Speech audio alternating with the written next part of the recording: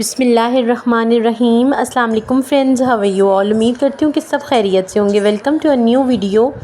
آج بناتے ہیں انتہائی ٹیسٹی قسم کی سیزنل ویجیٹیبل وچ از اروی، اور اروی کو میں پریپیئر کروں گی چکن کے ساتھ۔ سو ٹوڈیز ریسیپی نیم از اروی چکن، اور یہ بہت ہی ڈیلیشیس، بہت ہی مزے کی بن کے ریڈی ہوگی۔ میں بہت ہی ڈفرینٹ سے سٹائل میں اس کو پریپیئر کرتی ہوں، اینڈ آئی ڈو ہوپ کہ آپ کو ریسیپی پسند آئے گی۔ So let's move toward it's preparation. یہاں پہ میرے پاس آلموسٹ 750 گرام اروی تھی، جس کو میں نے پیل آف کر لیا سب سے پہلے۔ اچھا، یہ تھوڑی سی محنت والی سبزی ہوتی ہے، لائک اس کو بنانے میں تھوڑا سا آپ کو ہیسل کرنا پڑتا ہے، لیکن ٹیسٹ بہت ہی مزے کا ہوتا ہے اور بہت لوگوں کو پسند بھی ہے۔ یہاں پہ میں نے ساری اروی کو پیل آف کر لیا تھا۔ اچھا، میں نے پیلر کا یوز کیا تھا، اگر آپ بھی پیلر سے اس کو پیل کریں گے تو یہ جلدی پیل ہو جائے گی اور اتنی زیادہ مشکل نہیں ہوگی۔ اچھا، یہاں پہ اب میں اس کو چھوٹے چھوٹے سے سلائسز میں کٹ کر رہی ہوں۔ موسٹلی اس شیپ میں اروی کو نہیں کٹ کیا جاتا، لیکن ٹرسٹ می، اگر آپ اس ریسیپی کو فالو کریں گے تو آپ کو اس کا ٹیسٹ اور ٹیکسچر دونوں بہت ہی ڈفرینٹ اور انتہائی مزے کے لگیں گے۔ یہ دیکھیے جی، یہاں پہ ان کو میں نے چھوٹے چھوٹے سے سلائسز میں کٹ کر لی ہے۔ بالکل بائٹ سائز ان سلائسز کو آپ نے کٹ کرنا ہے تاکہ ان کو کھانا ایزی رہے۔ یہاں پہ میں ان کو سالٹ لگا کر رکھ رہی ہوں۔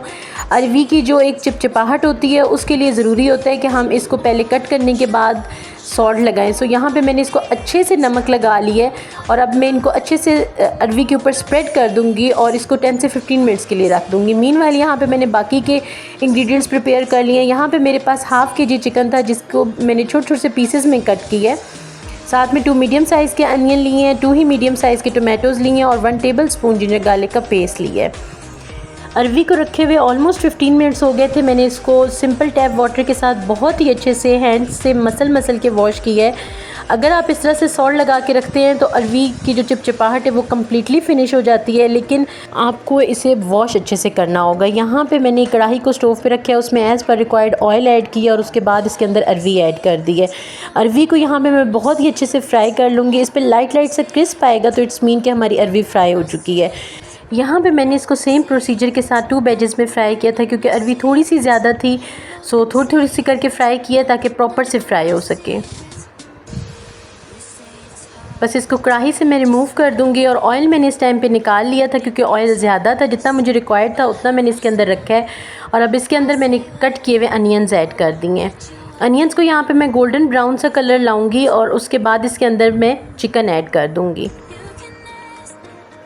اگر آپ نے میری اس سے پہلے والی ریسیپی جو کہ چکن کڑاہی کی ہے دیکھی ہے، تو اس میں میں نے بہت ہی اچھے سے یہ پروسیجر ڈیٹیل میں ڈسکس کیا ہے کہ اگر ہم چکن سے ریلیٹڈ کوئی ریسیپی پریپیئر کرتے ہیں یا چکن کو کسی ویجی کے ساتھ کوک کرتے ہیں، تو اگر اس ٹائم پہ انینز کے ساتھ ہم چکن کو ایڈ کر دیتے ہیں تو چکن ہمارا بہت ہی اچھے سے فرائی ہوگا، اس کی رونیس اور جو ہیٹ ہوتی ہے وہ کمپلیٹلی فنش ہو جائے گی۔ سو آج بھی میں نے سیم پروسیجر کو فالو کرتے ہوئے انینز تھوڑے سے گولڈن براؤن ہوئے تھے تو اسی سٹیج پہ میں نے اس کے اندر چکن ایڈ کر دی ہے۔ چکن کو فرائی کیا میں نے آلموسٹ 5 سے 7 منٹس، اور اب اسی ٹائم پہ میں نے اس کے اندر جنجر گارلک کا پیسٹ ایڈ کی ہے۔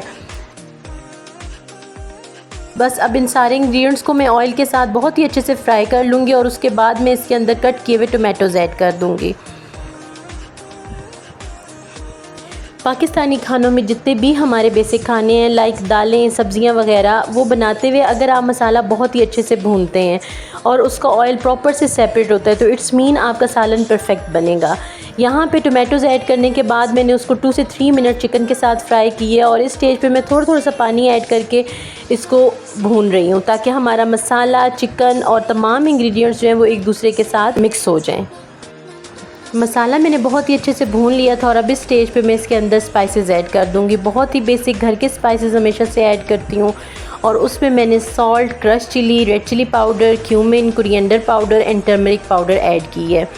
اچھا، ایک چیز کا خیال رکھیے گا کہ ہم نے اروی کو آلریڈی سالٹ لگایا ہوا تھا، نو ڈاؤٹ اس کو واش کیا تھا، لیکن پھر بھی اس کے اندر تھوڑی بہت کوانٹٹی سالٹ کی رہ جاتی ہے۔ سو اس سٹیج پہ آپ سالٹ کی کوانٹٹی بہت ہی کم رکھیں گے، بعد میں آپ چاہیں تو اس کو ٹیسٹ کر سکتے ہیں، اگر آپ کو کم لگے تو آپ اور ایڈ کر دیجئے گا۔ سپائسز ایڈ کرنے کے بعد میں نے اس کو تھوڑی دیر کے لیے بھونا، اور اب اس کے بعد میں اس کے اندر 1 باؤل واٹر ایڈ کر دیا ہے۔ واٹر میں یہاں پہ تھوڑا ہی ایڈ کر رہی ہوں، اس کی ریزن یہ ہے کہ چکن ہمارا آلموسٹ ڈن ہو چکا ہوا ہے، تو بس اس کو تھوڑا سا سافٹ کرنے کے لیے میں یہاں پہ 5 سے 7 منٹس کے لیے اس کو کور کر کے کوک کروں گی۔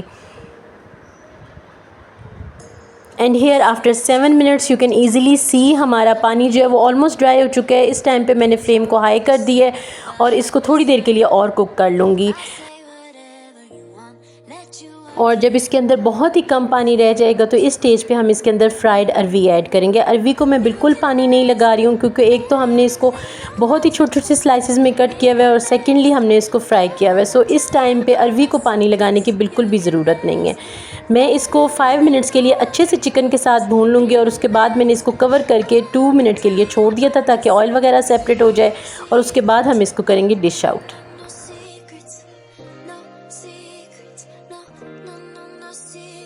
اور یہ رہی جی ہماری اروی چکن کی final look. I do hope کہ آپ کو ریسپی پسند آئی ہوگی۔ یہاں پہ اس کو میں نے جنجر کے سلائسز اور کوریانڈر لیوز کے ساتھ گارنش کیا تھا جو کہ اس کو بہت ہی زیادہ کمپلیمنٹ کریں گے، اور آپ نے ضرور سے اس کے اوپر سپرنکل کرنے ہیں۔